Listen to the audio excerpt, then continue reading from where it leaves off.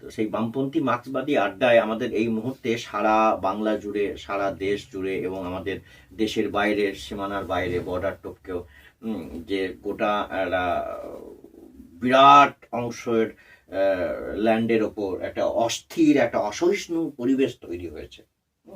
এরকম পরিবেশে এই মুহূর্তে তো মানুষ তো মানে পুরোপুরি মেরুকরণের রাজনীতি হচ্ছে এখন, পুরোপুরি মেরুকরণের রাজনীতি। এই মুহূর্তে বামপন্থীরা কি করতে চাইবে, কি করা উচিত বামপন্থীদের এই মুহূর্তে?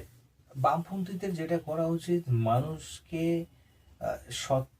সত্যতার সঙ্গে, সত্যিটার সঙ্গে মুখোমুখি করাবার দায়িত্ব বামপন্থীদের। মানুষের মধ্যে যে সত্যি কি, এই সময়কার সত্যি কি? এই সময়কার সত্যি তো হচ্ছে আমরা যেটা মিডিয়াতে দেখছি চারিদিকে জঙ্গি কার্যকলাপ, যেগুলো আগে ছিল না, এখন হঠাৎ করে দেখছি এগুলো মানে বেড়ে উঠেছে।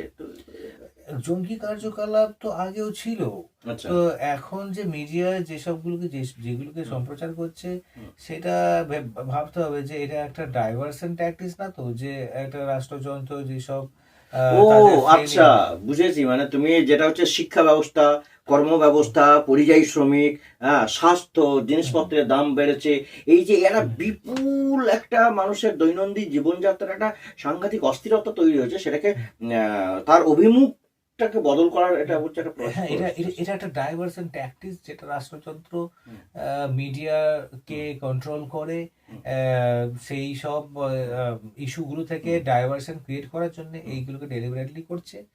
আর সাধারণ মানুষ সেটাতে ভিক্টিমাইজড হয়ে যাচ্ছে। It is victimization of yellow journalism, আমি যদি মিডিয়ার ভাষায় বলি। আচ্ছা আচ্ছা, তো এই মুহূর্তে এই যে 2026-এ বিধানসভা নির্বাচন আসছে, হ্যাঁ, তো বামপন্থীদের কি করতে হবে, কি করা উচিত, কি পলিসি নেওয়া উচিত এই মুহূর্তে? বামপন্থীদের যে পলিসিটা নেওয়া উচিত, বামপন্থীদেরকে আরো এনার্জেটিক ভাবে সর্বহারা শ্রেণী কাছাকাছি যেতে হবে। সর্বহারা শ্রেণী বলতে কৃষক, শ্রমিক, ক্ষেতমজুর, একদম তাদের কাছে, হ্যাঁ, তাদের কাছে গ্রহণযোগ্য হতে হবে। কেন এই যে এত নতুন প্রজন্মের যে নেতৃত্ব উঠে এসেছে সিপিআইএম পার্টিতে বিশেষ করে, তারা কি গ্রহণযোগ্য নয়? তারা যদি গ্রহণযোগ্য হতো তাহলে আজকে একটা দুটো হলেও সে সিট পেত পার্লামেন্টে। সেটা পায়নি, তার কারণ সেটাই জনগণ তাকে বহিষ্কার করেছে, সেটাকে মেনে নিতে হবে। আমাদের সেই অডাসিটি নিয়ে থাকলে হবে না যে বামপন্থী পার্টি, ওদের সমস্যাটা কোথায় হচ্ছে, গলতিটা কোথায়? গলতিটা এটাই হচ্ছে যে তাদের যে অ্যাপিয়ারেন্স, তাদের যে কথাবার্তা, সেইটা একটা এরকম একটা আলোচনা টেবিলে বা একটা আলোচনা ক্ষেত্রে তাদেরকে গ্রহণ করা যায়, কিন্তু সর্বহারা থেকে এই যে শ্রেণীটা আছে যারা খালি পায়ে কৃষক মাঠে কাজ করছে, লোহা পিটোচ্ছে, একটা ভীষণ একটা একজন রাজমিস্ত্রি যে ঘর তৈরি করছে একটা কাঠ ফাটা রোদের মধ্যে বা একদম প্রান্তিক স্তরে একজন মহিলা যখন ধান বুনছে, এই যে এদের কাছে যদি গ্রহণযোগ্য হতে হয় তাহলে এদের মতনই একটা অ্যাপিয়ারেন্স তাকে আনতে হবে। হ্যাঁ, তা সেই স্তরে নামতে হবে, সে খাটতে হবে, মাঠে ঘাটে তাকে প্রচার করার জন্য খাটতে হবে, ঠিক আছে? আর সেই স্তরে যদি না নামতে পারে তাহলে সে যতই তার ভালো পলিসি থাকুক। আমি এখানে একটু কাটি, মানে তুমি বলতে চাইছো যে তাহলে ঘি মাখন খাওয়া মুখ নিয়ে ওই বামপন্থী রাজনীতি করা যাবে না? হ্যাঁ, একদমই তাই, আমি সেটাই বলতে চেয়েছি যে বামপন্থী মানে ঘি মাখন খাওয়ার ছাপ নেই। হ্যাঁ, এটা একটা স্ট্র্যাটেজি।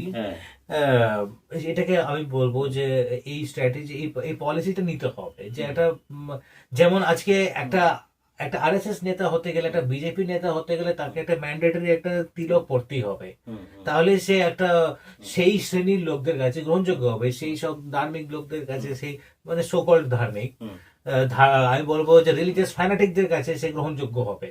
তো সেই সেরকম ভাবে যে একটা কমিউনিস্ট পার্টির একটা নেতা, লিডার, সে যদি প্রলেতারিয়েত শ্রেণীর কাছে যদি সে গ্রহণযোগ্য হতে হয় তাহলে তাকে সেই স্তরে নেমে তাকেও তার চেহারাটাও সেই শ্রমিকের আদলে তৈরি করতে হবে।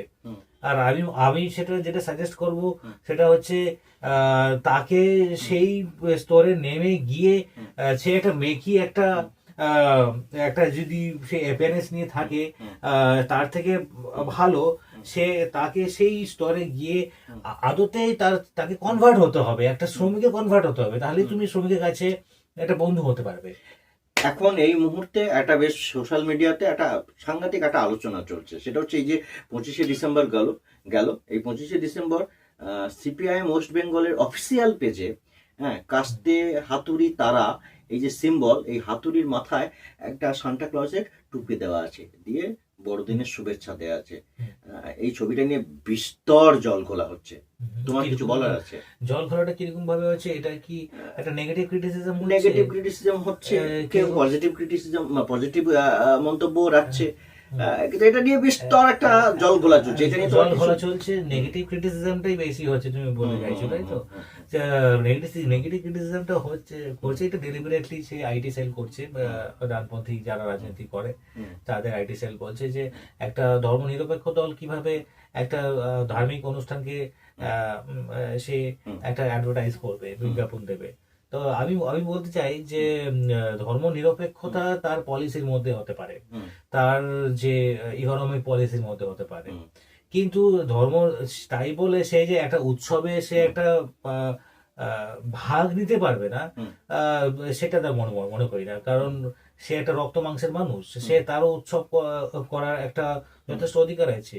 হ্যাঁ, একটা আমি আমি যদি একটা খ্রিস্টান একটা ক্রিসমাস পার্টিতে আমি যদি যাই, সেখানে যদি আমি একটা বড়দিনে কেক খাই, তাহলে আমি খ্রিস্টান হয়ে গেলাম না।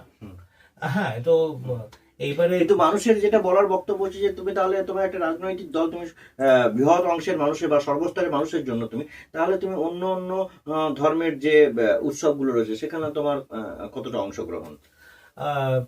দেখুন, ব্যাপারটা হচ্ছে এবারে সিপিএম পার্টি প্রচেষ্টা এটা হওয়াটা আমার মনে হয় যে এটা কোনো প্রয়োজনীয়তা আছে বলে, কারণ সিপিএম পার্টির ম্যানিফেস্টো পড়লে বোঝা যায় যে তারা একটা ধর্ম নিরপেক্ষ দল, আর সে কাউকে প্রমাণিত করার পর তার কোনো প্রয়োজন নেই।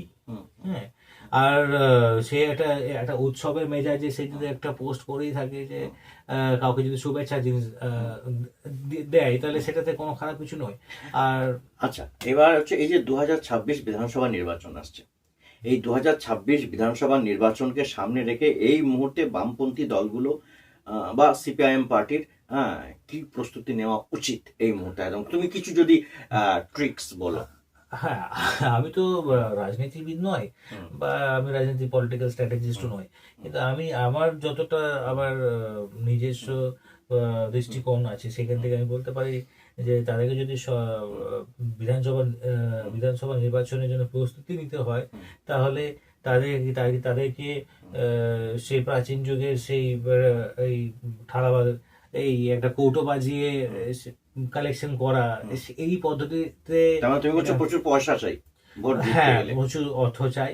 আর সাধারণ মানুষ মানে মানে সে এটা এটা সাবলীল ভাবেই সেখানে কিন্তু কন্ট্রিবিউট করবে, সে যদি আশ্বস্ত হয় যে এই পার্টিটা কে আনা খুব জরুরি এই সময়ে। তো সাধারণ মানুষের যে কিছু ভুল ভ্রান্তি আছে মার্ক্সবাদী পার্টির পলিসিস গুলোকে নিয়ে, মার্ক্সবাদ সম্পর্কে ওরা ভাবে যে মার্ক্সবাদ আজকে ডেটে একটা অবসোলেট একটা ধারণা। হ্যাঁ, সেটা সেটা ক্লিশে হয়ে গেছে, it is not at all আর রেলিভেন্ট পলিটিক্যাল স্ট্র্যাটেজি বা একটা পলিটিক্যাল একটা আইডিয়া, একটা ইডিওলজি হিসাবে এটা গ্রহণযোগ্য নয়। তো আমি মনে করি যে তাকে আবার রিডিফাইন করা দরকার, মানুষকে এটাকে মানুষের যে চেতনায় সেটাকে পুনরায় এটাকে স্থাপন করার দায়িত্ব, সেই বীজ রোপণ করার দায়িত্ব কিন্তু আজকের তরুণ যে চূড়ান্ত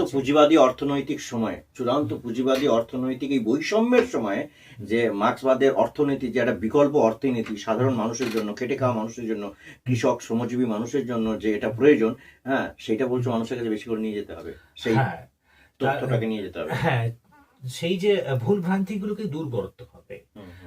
তো সেটার জন্য সেটার দায়িত্ব আমার মনে হয় যে আজকের যে তরুণ নেতাদেরকে আবার পুনরায় সেই দাস ক্যাপিটাল বা মার্ক্সের দর্শনকে আবার পুনরুদ্ধারণ করা প্রয়োজন আছে। আর সেইখান থেকেই কিন্তু সে সাধারণ মানুষকে তার যে ভুল ভ্রান্তিগুলো দূর করার সঠিক তর্ক সে কিন্তু দিতে পারবে। হ্যাঁ, মার্ক্সের যে প্রথম যে এমন কোন স্লোগান তুমি বলবে 26-এর নির্বাচনে জেতার জন্য, এমন কোন স্লোগান তুমি বলবে বামপন্থীদের হয়ে?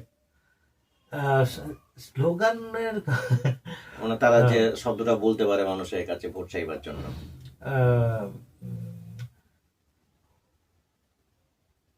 ভালো থাকার জন্য বামফ্রন্ট। ভালো থাকার জন্য বামফ্রন্ট। আমি তো এটাই মনে করি। ভালো থাকার কথাটার মধ্যে আচ্ছা, সার্বিক ভালো থাকার কথা বলা হচ্ছে। সেটা রুজি রোজগার থেকে, শিক্ষা ব্যবস্থা থেকে, স্বাস্থ্য ব্যবস্থা থেকে, এই চূড়ান্ত অবক্ষয়ের যে সময় বা ধার্মিক যে অসহিষ্ণুতা, এই সমস্ত বৈষম্যের কে কাটিয়ে উঠে যে ভালো থাকা, সেই ভালো থাকার জন্য। কারণ আদতে আমরা তো এখন ভালো নেই। আমরা এখন যেরকম পরিস্থিতির আছি, সত্যি ভালো নেই। আমরা ভালো নেই। আমরা সবসময় চূড়ান্ত অসহিষ্ণু এবং অস্থির সময় আছি। আর আমাদের মধ্যে একটা এনজাইটি কাজ করছে সবসময়। সবার মধ্যে একটা এনজাইটি, সেটা কারণ কাজ নেই, চাকরি নেই, বেকারত্ব চরম মূল্য বৃদ্ধি, বিভিন্ন রকম শাক সবজি, আলু, পেঁয়াজের মানে দারুণ মূল্য বৃদ্ধি। মানুষ খাবে কি, বাজারে গিয়ে কিনবেটা কি, এরকম। তারপরে পরিযায়ী শ্রমিক, লাখে লাখে পরিযায়ী শ্রমিক। তো ভালো কেউ নেই। হ্যাঁ, সেই ভালো কেউ নেই। এই অনিশ্চয়তার সময়ে, এই যে একটা অবক্ষয়ের সময়ে মানুষের মধ্যে বামপন্থার যে আদর্শকে পুনর্স্থাপন করার জন্য, ভালো থাকার জন্য বামফ্রন্ট। এই শব্দ তুমি 26-এর বিধানসভা নির্বাচন উপলক্ষে বামফ্রন্টকে এই স্লোগানটা, এই পলিটিক্যাল রেটরিকটা আমার মনে হয় এটা গ্রহণযোগ্য হবে সবার কাছে। ধন্যবাদ, থ্যাংক ইউ, অনেক ধন্যবাদ।